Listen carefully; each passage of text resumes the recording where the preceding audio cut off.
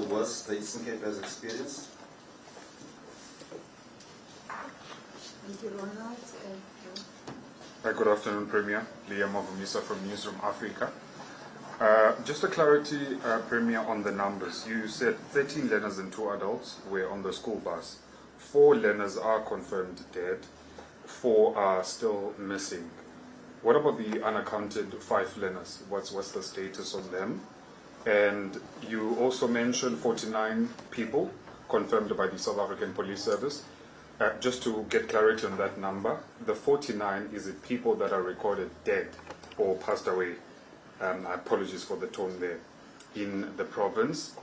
And then lastly, any sort of plans in place for temporary structures to be provided for the affected families? I understand Butterworth, they've been allocated a place to try and shelter themselves in.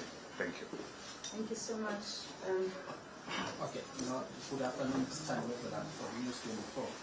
Premier, do we know how many people remain unaccounted for, like in terms of the family members in those villages? Do we know how many, or an estimation of how many people are we looking for? And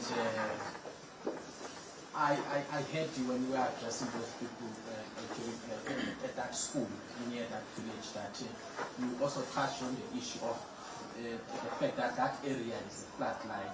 Are you going to make sure as authorities, provincially and locally, to make sure that you move those people out of that flat line, or are you going to just leave them? Thanks. Thank you, sir. Thank you so much. And we can only hear from the disease program called H. I'm not sure if MC Family is yet to address us, but I just want to find out, Premier, about the schools that have been affected. Are there any schools that have been affected, any major damages in those schools, and any, of course, no fatalities, because you already mentioned that 49 people have sadly passed away. So I just want to find out on the side of the schools, now that we are in the middle of June exams. Thank you. Thank you, Mr. Okay. The figure, Premier, we are referring to, is it for the entire province, or only for Mthatha, or only for Ora Tambo? Thank you so much. Anyone else, colleagues? Nothing? Okay, thank you so much, colleagues. Premier and MC, if you can assist us there. Thank you very much. Well, as you can see, we are busy verifying and getting figures as we move.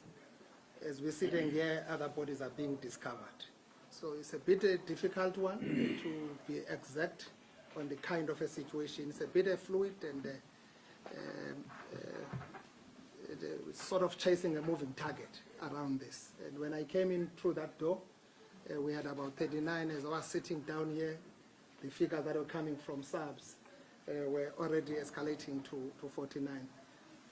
What I have observed on the ground arriving in the morning was that because of the nature of the situation and that how difficult the environment is there, so the work of subs and forensic was just happening simultaneously. So there were bodies that were able to be moved by forensic when subs was all over at the show, I trying to assist with other bodies. So this issue of figures will keep on actually authenticating it to make sure that we get in the final analysis correct. What we know, and with the discussion I had with the principal of the school that is affected, is that kids that were in the scholar transport bus were 13, with 2 adults, that is the driver and assistant. Out of that 13, 3 were rescued alive yesterday. Then 10 was missing. When I was down there, I got an account of about 6 that were already discovered deceased. And then we had 4 missing. So that's the situation around the tallying of these figures. Unfortunately, of our people. As I was moving in, I was still requesting other disaster teams to go and find out on other households that have fallen, because people were not sure. The other family was saying to me, my neighbor here, I can account for other two. I don't know others in that house, but the house has actually collapsed. We don't even know whether they are under that rubble there. So we have asked the mayor to immediately activate your TLBs and others to go and check whether can we still rescue those, because now the focus is more on the water and the river, whilst there are these kind of challenges on the other side. So we will be able to clarify this through our PDMC, because currently you have got figures through Department of Health as forensic is working. You have got figures that must also be dealt with through SABS. This is a very hectic space, but as time goes on, we'll be able to come back to you. Now we are busy with the rescue operation. So we're trying to get figures out of our people out of that situation, dead or alive. Very, very unfortunate. Yes, I think I've clarified the issue of a number of kids. The Ronald, definitely, from where I am, it might have been experienced before. But for all these years that I've lived, I've never seen something like this. Disasters have hit our province. We are now a disaster-prone province. We know at least for the last 2-3 years we have witnessed these torrential rains, but more in summer. We've never experienced this. We always knew that we'll have a disaster of snow in winter. We've never seen this kind of a combination of snow and torrential rains in winter simultaneously. So it's a kind of one of those experiences. So for me, it's a really, really first of its kind. As far as I'm aware, there could be other accounts probably in the history of our province and the country. Definitely, I've raised this issue with the communities, those who are establishing their homes on the flood lines. I think it's the biggest problem to disregard of the regulations that are there, but also we want municipalities to strengthen the arm of law in enforcing the bylaws, because it's not that people are not given these environmental kind of cautions and advices, but because people are looking for land. Any piece of land, it means a lot to our people to have shelter over their heads. But it's important that we protect so that we are not always in this kind of situation. In the recent past, we have seen this in Port St. John's and also in a number of those homes that are built on the flood lines or the low-lying areas. We're still making this appeal to all our people to take heed of the caution that is always given to them not to. If you have seen the situation where we are coming from in Tikoli, I mean, big houses, the modern big houses that have been actually submerged in this water. You're talking of water which is almost likely to be flowing at 2.5 to 3 meters. If you look at it, you look at the houses that are there. But also you look at the river bank, this kind of stream, that stream was almost moving out of those the river, the banks to almost 500 meters inland or closer to communities. So even people there, they have never seen what they've seen. I think we're lucky that this seems to have started in the early hours of the morning.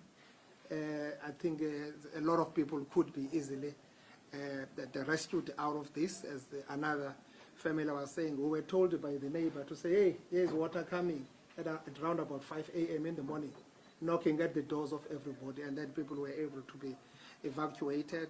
Another family that we were busy trying to open the door because we saw shoes on the doorsteps, and we were wondering whether the person might have gone inside and didn't come back because the door was locked. We were trying to open. When the father came and said, no, I'm the father of this home, we were rescued.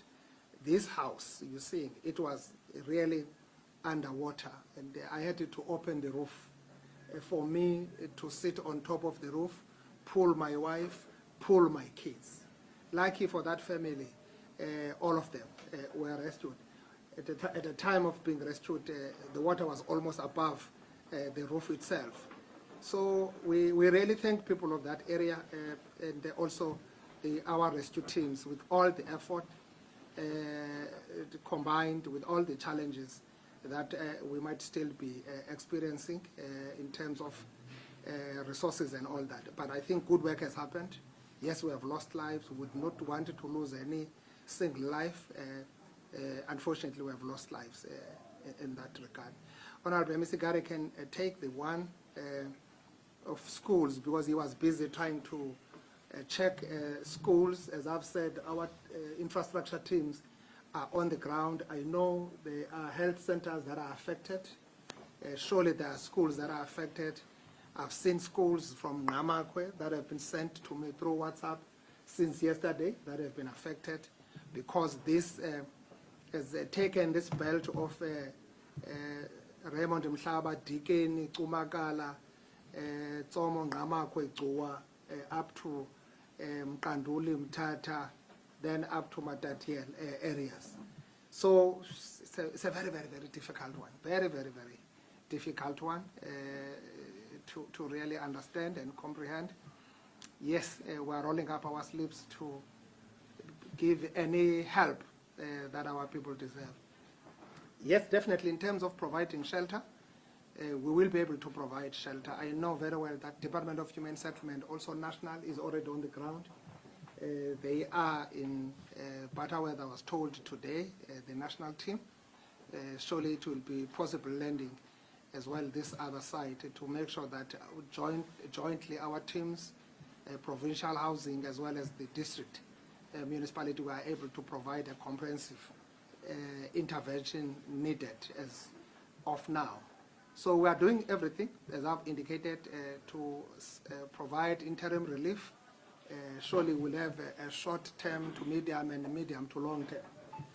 But my observation is that some houses might have been in this, but are not damaged. Many. The issue is, can those families still go back there? What happens? Again, because no one knows. It's kind of these disasters.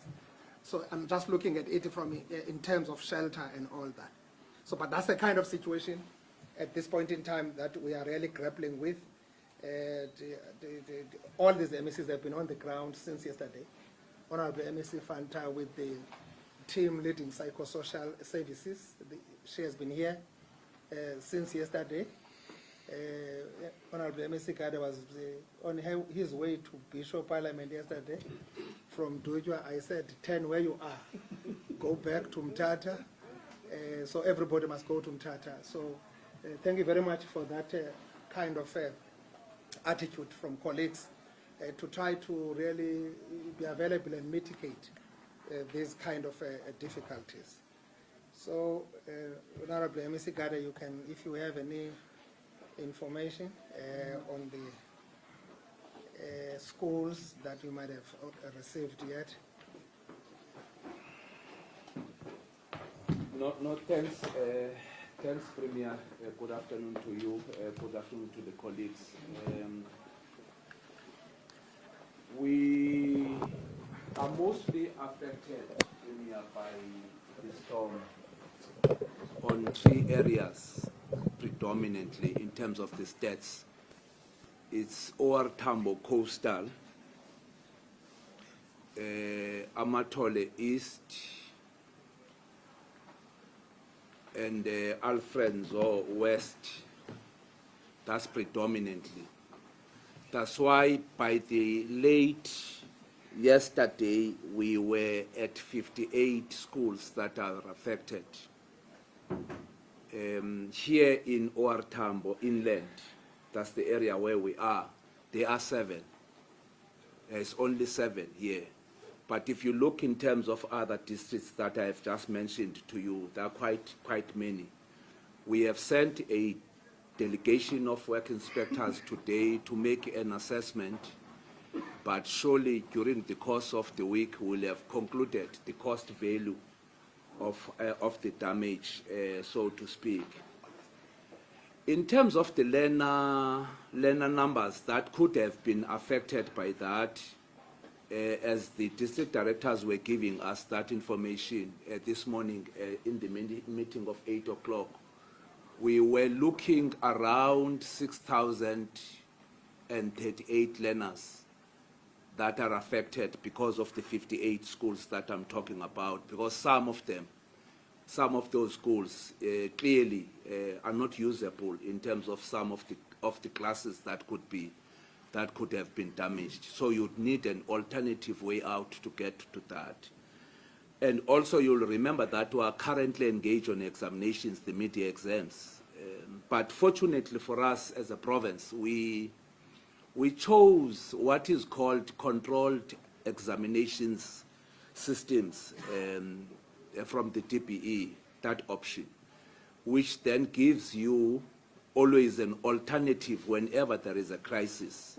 Even if you can have a copied paper today, by next week you can write another paper because they are always ready.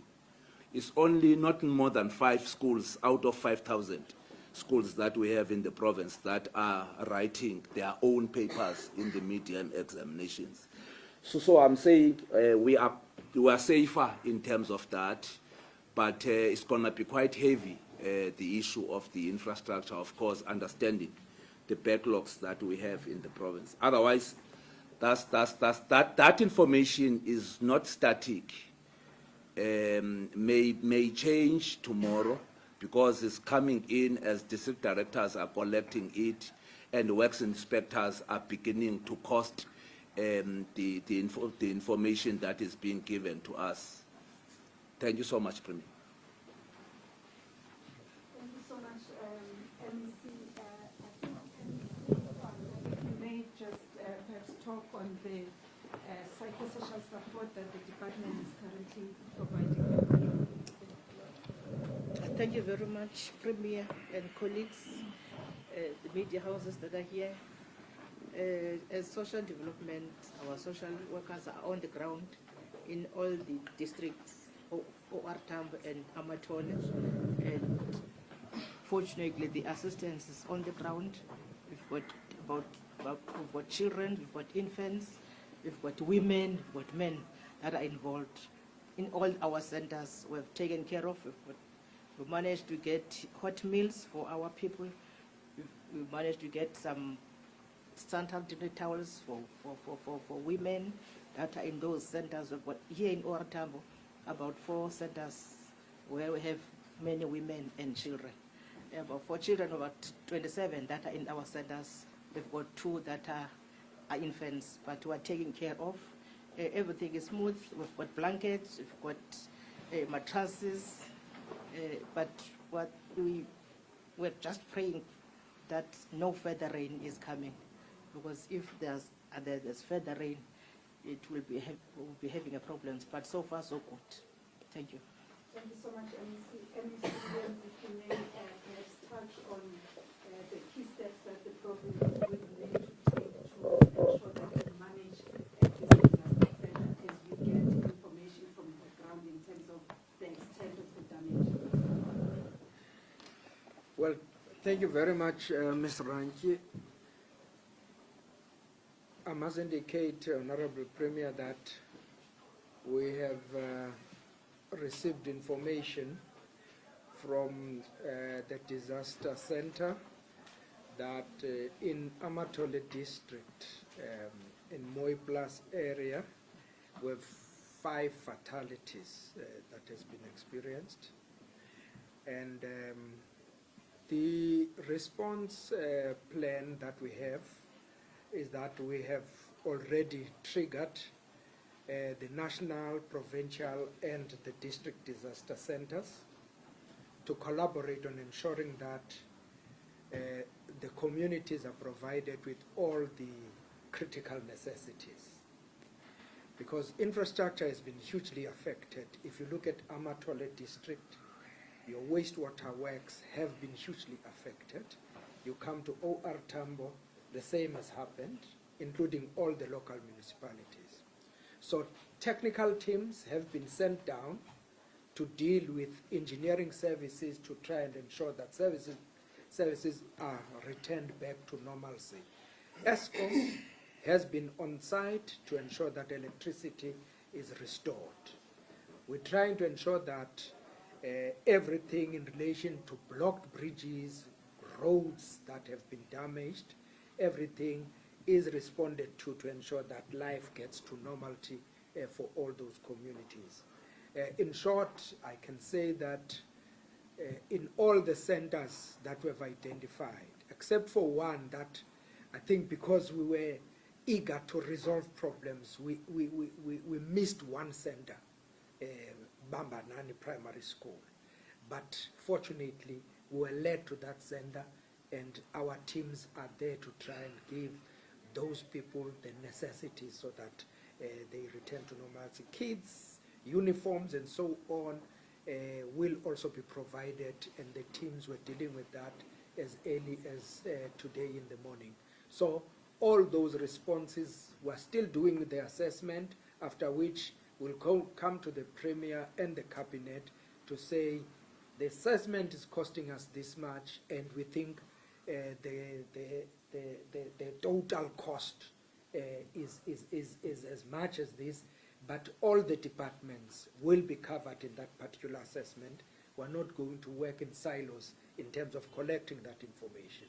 So education has been hugely affected. If you look at schools that have been affected, yesterday only in OR Tambo we're reporting about 21. The MEC is raising other schools that have been affected. So we're collating that information so that we can consolidate it and present one report to the National Disaster Center for national intervention, and then the province to also see what is it that we can do to try and engage that infrastructure to be returned to normality. Thank you very much, Ms. Rand. Thank you so much, MEC Nata, if you may just give us some questions in terms of what you have seen and experienced last day.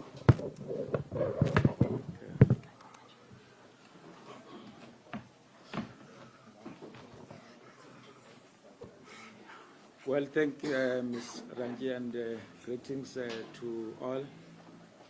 And let me join the Premier in expressing our individual and collective grief at this tragic incident that has visited our province. And I can also add my voice to say this is the best of my experience and the worst in the province. And I can also confirm that the 49 are confirmed fatalities. And also the fact that the numbers are likely to increase. What we would not know, Velapi, besides the 4 kids, is to how many people are we looking for. As people, some are coming forward in 2 families to say, I've not seen my relatives, and they keep on coming forward.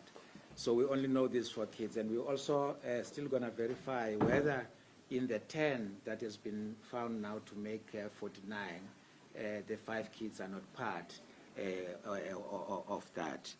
And the other point that I wanted to touch on is that this unfortunately should also serve as a lesson, and I think the Honourable Premier has touched this point. Because with the scholar bus transport, we always emphasize that it is not wise when the bridge is not visible, is submerged with water, to get into the water.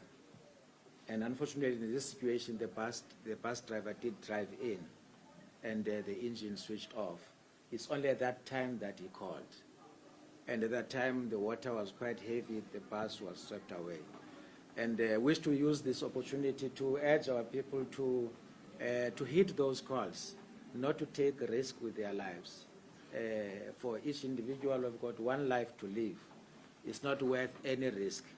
Whether writing exams, whether rushing for work, it is not worth to take a risk when the bridge is not visible and or the water is too high. That's an issue that I wanted to raise. And we'll continue with public education, for people not to reside in these floodplain areas. As the Premier has said, in Port St. John's and other areas.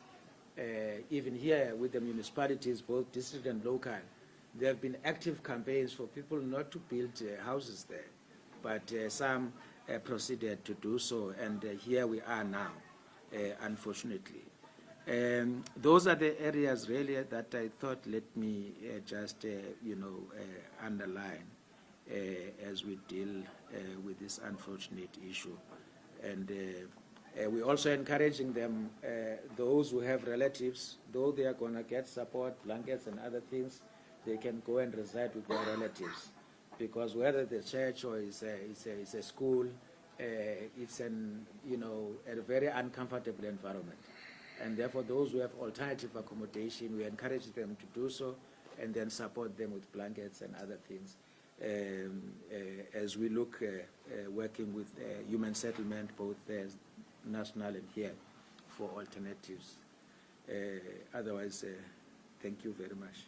Thank you so much, MEC Executive Mayor. If you can touch on perhaps the water issues, I understand that there are some parts of OR Tambo that are still struggling with water, with the infrastructure being damaged. Over to you, sir. Good afternoon, colleagues. I will do make the point that part of our infrastructure has been adversely affected, especially communities that are serviced by the Thornhill water station. Fortunately, we are making some progress in fixing, especially the pumps that were affected. Out of the 9 pumps that there are, at least 5 is back on condition. Our teams are working with the remainder, but the sad part is that those parts supply different parts of our communities, especially in the urban spaces, meaning which you still have got areas that do not have water supply. But most fortunately also because of the inroads that we've made in fixing those pumps, at least we have got a source from which to extract water to cut to those communities that currently do not have water. Unfortunately, in some of those areas, we do not have central tanks, but we are working on the distribution of such tanks. But at the same time, a call will be made to all the residents of those communities as and when those trucks are coming to cut water. Once we are sure exactly what is the condition of the pumps that I've said are not yet working, we'll be able to determine if any of them will have to be taken away for fixing, and as such be able to say how long will the blackout take. But we hope for the best if we are to look at the inroads that we've made in terms of those that we've been able to fix. But at the same time, I must do mention as well that also in the areas of Libote, areas that are supplied by Umhlanga Dam, they've also been adversely affected. Our teams are also there. Also the program of cutting to those communities that they have been cut off the supply are afoot, and we trust that by the end of business today, our trucks will be seen visible distributing to those communities. Thank you. Thank you so much, Mayor. Mayor, if you can just give us your own observations.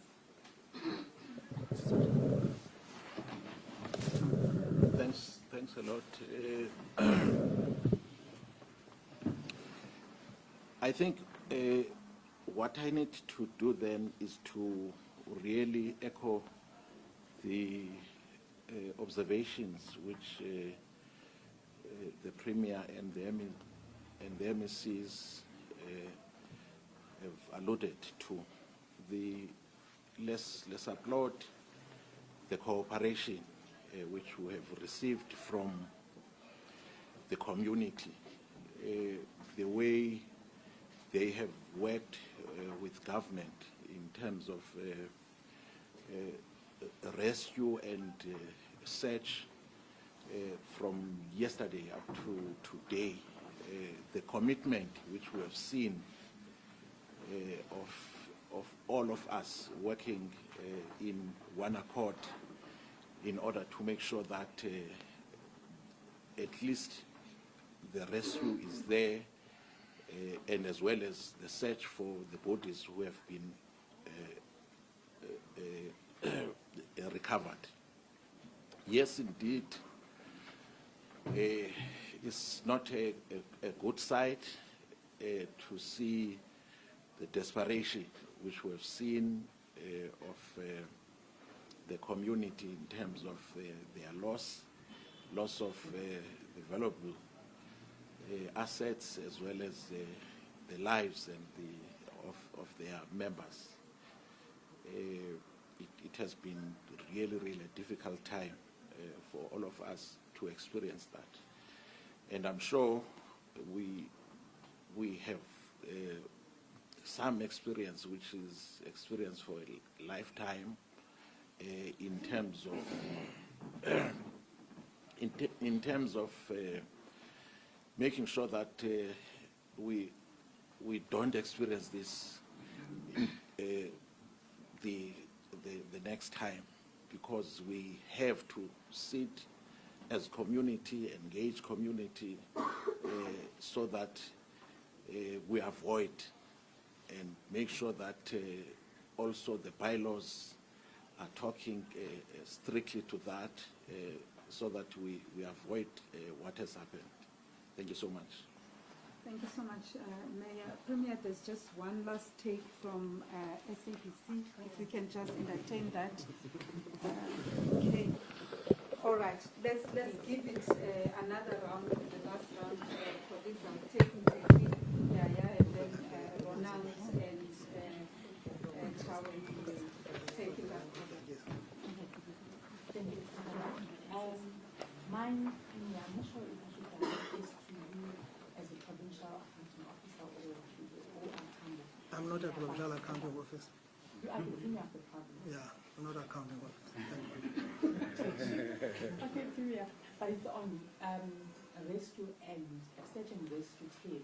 Where are they based? Are they based in East London or Putting Jones? Because the reason I'm asking that question, those who were stuck in trees, the two people, I think it was young people, they were there for more than 6 hours, and my colleagues in the ground were there within an hour or two after that incident had happened.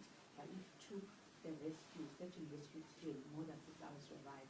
One could possibly argue that, but do you acted promptly, some of their lives could have been saved, and perhaps it will also help in the future to make you seem proactive than reactive. Just to get to the crux of the matter, Premier. You alluded to the situation here being a severe one, and in fact the disaster is none like what you would have experienced before. Maybe then I guess the question to ask is, I don't know whether it's going to be the province of the Eastern Cape or it's going to be here in Tata. Can we perhaps foresee a declaration of disaster? I think that's the question. Thank you very much. When did you come back to SABC? Just a quick question to the cocktail MC. We often hear a lot of issues around these disasters, people in low-lying areas, or people who build their properties along rivers and dams. Yet we often see these disasters reoccur. Should it be time then to call for more stringent measures from municipalities, stricter bylaws perhaps?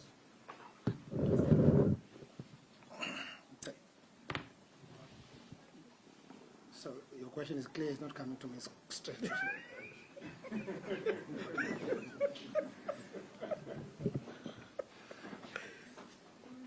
Nzigi, thank you very much. The the lives were rescued.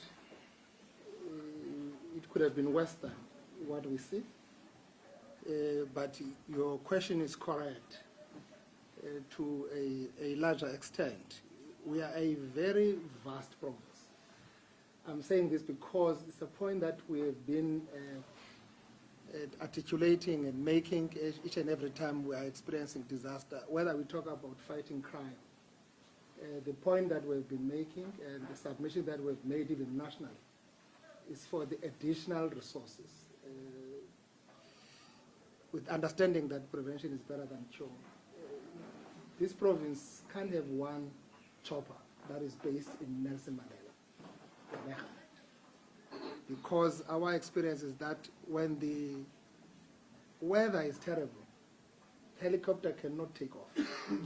So immediately we have got a helicopter that is Nelson Mandela is equal to none. It's not there. It's non-existing.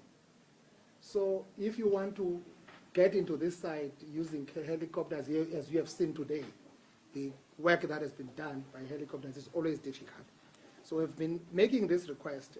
I know SABS have got our requests. We were then talking about fighting crime, livestock, stock theft, something like that. So every day, the point of additional resources is actually justified.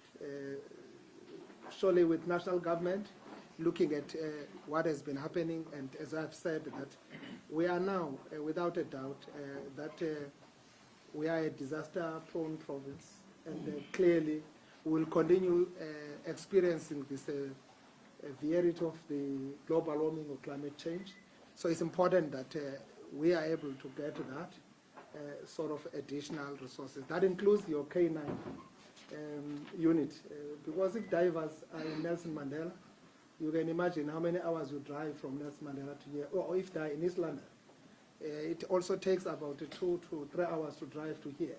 So those are kind of challenges that we have, and the greater or the significant part of our population is in this part. The area where we are is 1.4 million, bigger than Nelson Mandela, bigger than the Buffalo City. So surely on resource allocation, we've got to address these the shortcomings as we move ahead. I'm happy that the minister is on his way this side, Minister of Culture, as we continue looking at this issue of disasters, etc., but also in integrating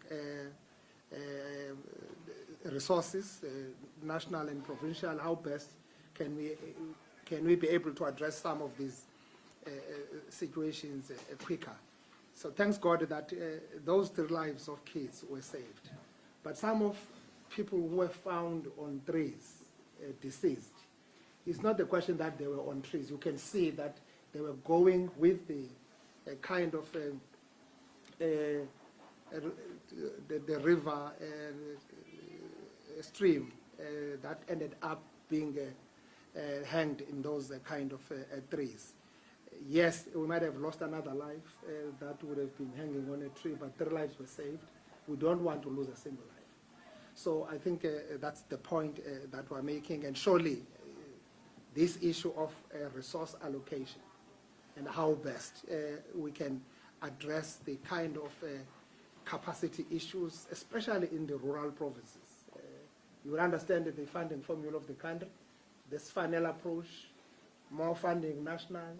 As you go down to the municipality, you've got literally limited resources to be able to make those kind of necessary interventions. Surely, ministers know, I've been raising this point each and every time there's a disaster, that I can't understand the formula that is used.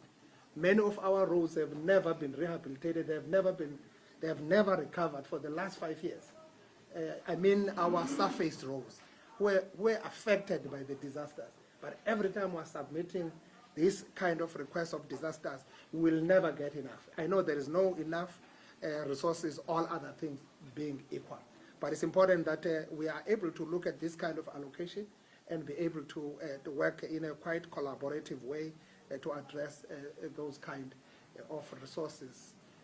Your question, I couldn't Will there be a declaration of Yes, yes, definitely. With the way things are, I know that's regulated. It will follow the process. The MEC was covering that aspect. But from where I am, the fact that we're talking about 49 people who have been accounted for deceased, that's a disaster on its own. So more than 400 here displaced, more than 500 in Ngoma, Butterworth, because the declaration of the province will be able to look and cover all the aspects. That's the work that is being done now, because municipalities, districts must be able to lead that particular aspect up to the MEC. So surely very soon we'll be able to have the EXCO meeting in the next few days, but we can only meet when we've got the real-time data and with all the necessary information that we can apply our minds on. Hence, we have dispatched or deployed all our teams to gather all the necessary information that will inform that decision-making. So clearly, it's a serious issue, and I can tell you, if you were not there, it's quite horrific. It's something that is really unparalleled from our incident. It's terrible, that what I've just observed. Anything? Your friend was visited you. Thank you, Honorable Premier. Well, the fundamental challenge that we are facing in terms of the construction of houses in low-lying areas, that is as a result of forceful illegal occupation of land by communities. That scramble for land results in communities disregarding any laws. There's no lack of legislation. There are bylaws in King Sabata Talinja municipality. There are zoning schemes. There's spatial framework that is approved in the municipality, which actually identifies which areas are suitable for what kind of development. If you look at the area that has been affected majorly by these storms, they are clearly, without any doubt, even from a person who is not a professional town planner, they are clearly in low-lying areas, on the banks of a stream. And if you look at the strength of the storm when it was wiping everything in front of it, it just takes everything that is on the banks of that river. And I'm saying that challenge requires us, because we can't come back and say those communities are still remaining there, because the inclement weather, climate change is indicating that the magnitude of rain we're getting is abnormal. It's very high, because the rainfall that we've experienced there, it was predicted at 100%, and when the Weather Service issued to us a warning, it was rated at level 6, and the snow was rated at level 5. And when you look at how quick the water collected into that big body, you can see that those communities may not survive the next storms that may be confronting us. And therefore, we'll have to persuade those communities to quickly move away from the flat lines. Because clearly, if you look in all the areas that are affected, unfortunately, is areas below the flat line. And that also has to do with allocation of land by traditional authorities. And that sometimes does not follow the zoning schemes that are legislated in terms of the municipality and the bylaws. So we'll have to streamline our work, which we have already started as COCTA, because we said headmen must now get closer to the department so that we don't have many people dealing with issues of land without proper coordination, because That is what is going to put our people into crisis like this. And I'm saying, therefore, that's a matter that we need to consult communities through KSD and all other municipalities so that we clear the people from the flood line. I think we have witnessed, all of us, the danger of being in those areas when the eye of the storm is such strong. Thank you very much. Thank you so much, Mr. Thank you, Premier, MECs, and Mayor's colleagues. I think we've come to the end of our briefing, and we will continue as new information comes to us. We will then continue to update you. Thank you. In terms of More questions? Thank you so much, colleagues.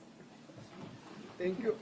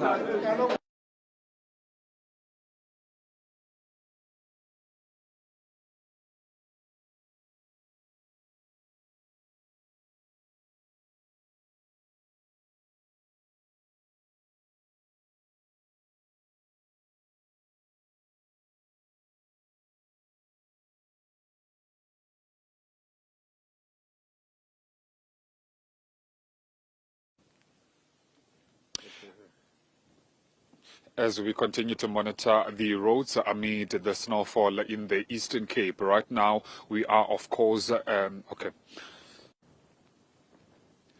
As we continue to monitor the roads right here in the Eastern Cape, we are still in Buckley East, that is at R58 heading towards Lady Grey, and to the opposite direction it's also heading towards Kowa. We've just witnessed then an incident that occurred here wherein a car has just overturned outside of the road. It appears that it fell here because of the slippery road. Now, we do understand that the details surrounding this incident are still very blurry because it just occurred literally in just about an hour's time from now. But what we do know currently is that one person has since then, been rushed to the nearest hospital that is here in Buckley East. But let me just get one of the people then who were the passenger right in this very same vehicle. Thanks for joining us. Would you tell us what transpired here with the car? No, we're coming from M10 Tower anyway. Then the road is slippery as the snow is happening on the road. Then one of the sites we even did attend, escalated the site to the snow. Then on our way back to Queenstown, then we were driving. Then what happened? We drive on the snow. Then the bakkie pull over the one side of the road. Then we fell, then just like that. So how many people were inside the vehicle? We're 3. And then what has happened? Any injuries sustained? I hear you mentioned someone